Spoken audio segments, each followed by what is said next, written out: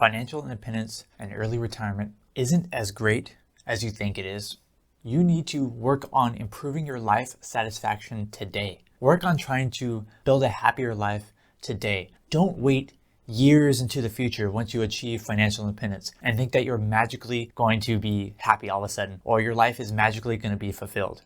It's not. Hello everyone, my name is Zach and welcome to On Cash Flow, where I help you become a master of your own cash flow. Now let's get started. I want to be the guinea pig today. My story is going to be the example of what you might not want to do on your journey to financial independence. Okay, so my journey took me about 8 years. About 8 years of saving and investing in order to achieve some level of financial independence where I am at today. And within that time, the main strategy that I pursued in order to get there was being pretty frugal. Sometimes I was too frugal and I went a little bit too extreme, and that took away and was detrimental to my overall life satisfaction and happiness. And I don't want that to happen to you. So let's talk about cutting expenses. Okay, I still think that cutting expenses is very important when you're starting your journey to financial independence. However, this can definitely be taken too far. And I definitely did this too much on my journey to financial independence. Okay, it got to a point where it was pretty extreme. Like, I'm looking to save maybe $1 per month by doing this instead of that. And when you get down into the weeds like that, when you get down into the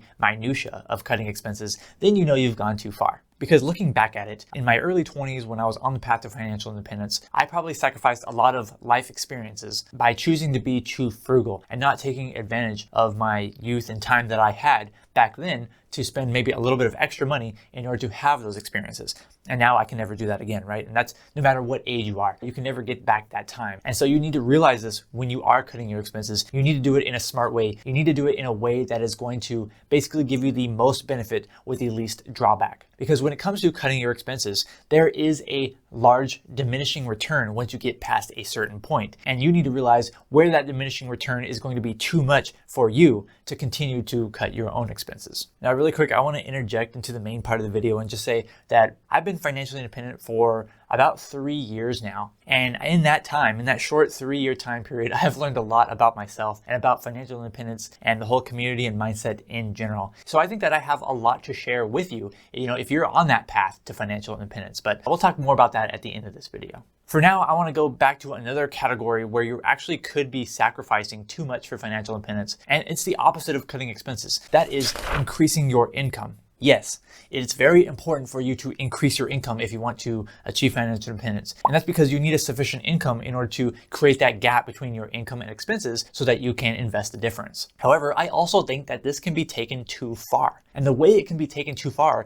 is if you are trading more of your time, more of your leisure time, more of the extra time that you have in your day to instead pursue increasing your income by earning more income in that time. Now, I think I did a pretty good job at this. I didn't trade, an absorbent amount of my time in order to make extra income and increase my income. I instead focused on the frugality part. But a lot of people do kind of take that alternate approach of trading a much more of their time per week in order to increase their income. And I think that this can also be a mistake because you can be sacrificing too much of your life in this way as well. With the goal of increasing income, it can lead you down the rabbit hole of spending too much hours chasing that income and increasing your income. We all have only 24 hours in the day. It doesn't matter how much wealth you have now. It doesn't matter who you are. The same 24-hour day exists for all of us. And so what I want you to do instead when it comes to increasing your income is to try to look at it as I have this amount of hours in the week where I can pursue increasing my income, and I am limited to pretty much that time frame. Try to make more money within the same amount of time, not necessarily increasing the amount of time that you work for money. Yes, you can go from working 40 hours a week and to working 60 hours a week, and you can increase your income that way. But you're going to be giving up that extra 20 hours that you could have spent doing something else that might lead you to having more life satisfaction in the long run. Maybe you have a slower path to financial independence because you still have a lower income, but you might live a more overall happier lifestyle by only working 40 hours per week and having a lower amount of income. That is perfectly okay, even if you're on the path to financial independence. I just want to say I usually put a lot of work and research into these videos, so I would really appreciate it if you hit the like button on this video.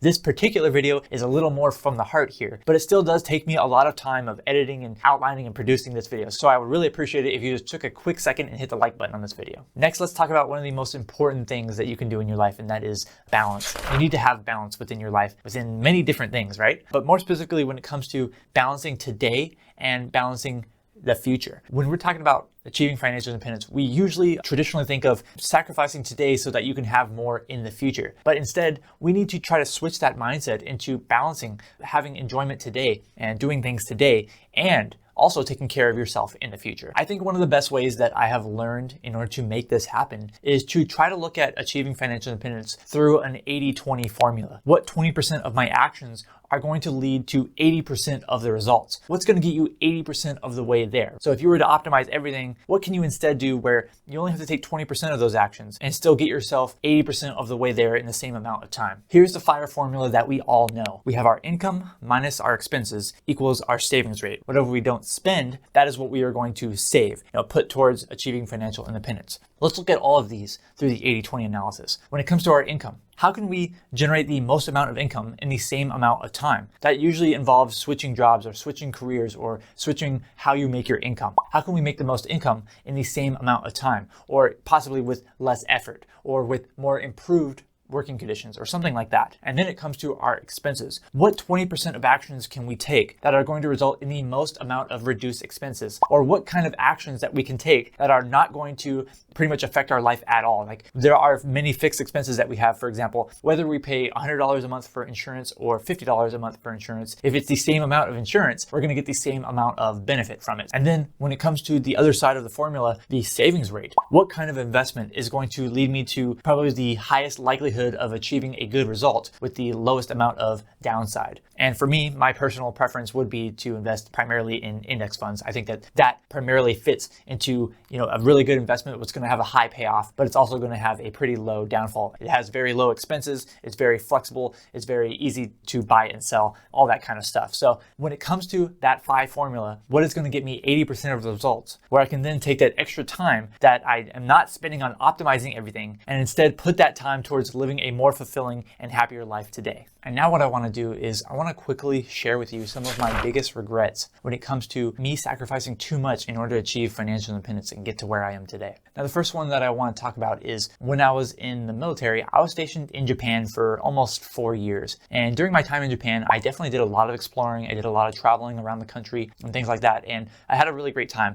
However, like I said before, I was way too frugal, and this was to my detriment, right? I could have had a lot more higher quality experiences. I could have had experiences more often if I would have just spent a little bit more money. And so that is something that, I might never get back, that time, that almost 4 years that I spent in Japan. And now I have to make up for it. Another one would be right in 2017, after I got out of the military, I went on a pretty epic road trip throughout Northern California. So I went on about 2 weeks. I went, camping and going to all these different kinds of natural sites. And I had a really amazing time. However, I was, again, much too frugal on that road trip. I primarily camped, which is fine. I love camping, but I didn't have, the best gear. So I could have been a lot more comfortable if I had a lot more gear. I also could have been a lot more comfortable if I were to stay in hotels and Airbnbs much more often than I did. Basically, I was too frugal on that trip, and I did have a little bit of unnecessary suffering compared to what I could have had during that experience. And so that trip could have probably been a lot better if I were to have just spent a little bit more money on that trip. And a third one I want to share with you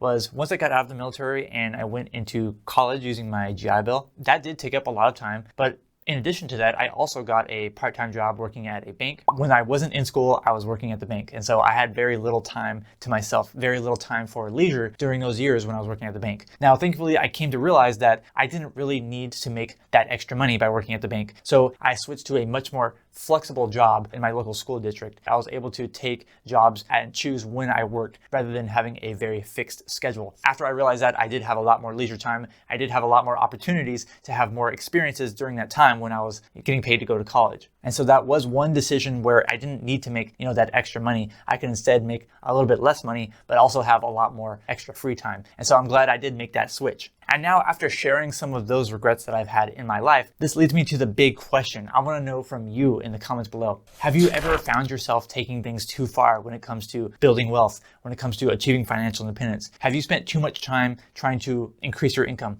Have you spent too much time trying to decrease your expenses? What are your experiences with this? Please let me know in the comments below. I'm really curious to hear what you have to say. But now I want to end on a really positive note, because there is still hope. If you're here watching this today, there's definitely still hope. You can't change what you've done in the past, but you can make changes today to improve your future and improve your current self. And I have slowly been working towards gaining more of that balance in my life. Today, I spend a lot more money on fun stuff than I used to, like really a lot more. So I still live a very frugal life. I still spend very little compared to maybe the average American family, but I do have a lot more experiences because I have put much more value into my entertainment spending. I put a lot more value into my travel spending and such categories as that. And I really think that I have dramatically improved my life satisfaction and my happiness in my current state by pursuing spending more on those things that I do value. I've been financially independent, away from full-time work for about 3 years now. And I've learned a lot in that time. And that's why one of my viewers actually brought to my attention that I could use that experience, use my